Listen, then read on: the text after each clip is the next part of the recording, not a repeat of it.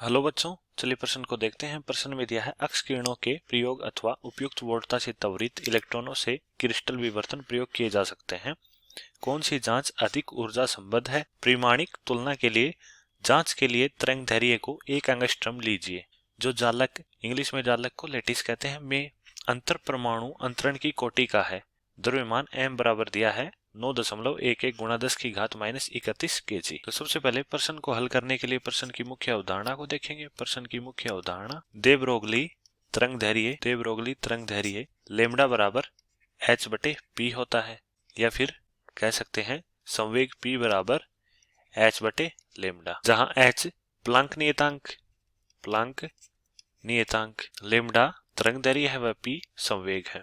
किसी भी कण की गतिज ऊर्जा E के बराबर 1/2 m v का वर्ग होती है। यदि हम ऊपर नीचे से m से गुणा करें तो यहाँ से लिख सकते हैं E के बराबर 1/2 m का वर्ग v का वर्ग बटे m, चूंकि संवेग p बराबर होता है mv।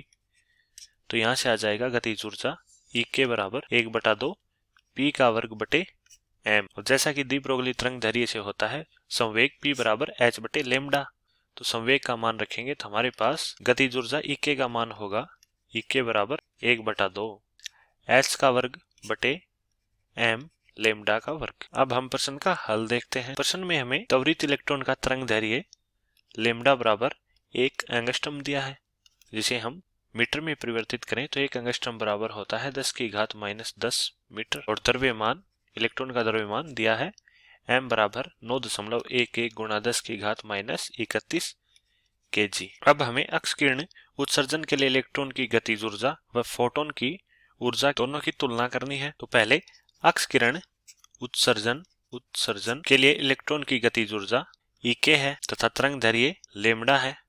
तो जैसा कि हमने मुख्य अवधारणा में देखा, किसी कण की गतिज ऊर्जा Ek बराबर 1/2 h का वर्ग बटे m लेमडा का वर्ग होती है। तो यहाँ से आ जाएगा Ek बराबर h का वर्ग बटे 2m लेमडा का वर्ग।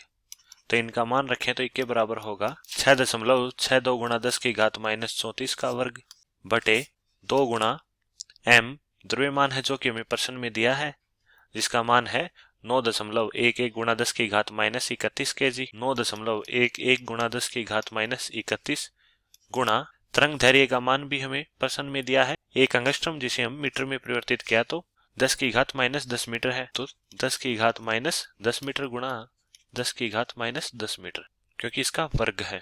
तो यहाँ से गतिज ऊर्जा E के बराबर होगी 2.41 गुणा 10 की घात -17 जूल। अब हम इसे इलेक्ट्रॉन वोल्ट में परिवर्तित करें तो E के बराबर आ जाएगा 2.41 गुणा 10 की घात -17 बटे 1.6 गुणा 10 की घात -19 इलेक्ट्रॉन वोल्ट, जिसका मान होगा 150.6 इलेक्ट्रॉन वोल्ट। अर्थात अक्ष किरण उत्सर्जन के लिए इलेक्ट्रॉन की आवश्यक गतिज ऊर्जा E के बराबर 150.6 इलेक्ट्रॉन वोल्ट होगी। अब हम फोटोन की ऊर्जा ज्ञात करेंगे। तो फोटोन की ऊर्जा हम जानते हैं कि फोटोन की ऊर्जा E बराबर hc/लेमडा होती है।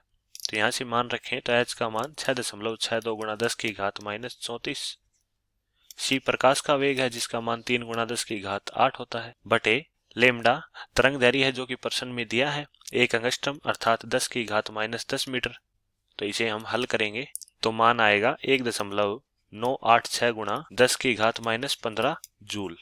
अब इसे हम इलेक्ट्रॉन वोल्ट में परिवर्तित करेंगे तो E बराबर आ जाएगा 1.986 गुणा 10 की घात -15 बटे 1.6 गुणा 10 की घात -19 इलेक्ट्रॉन वोल्ट।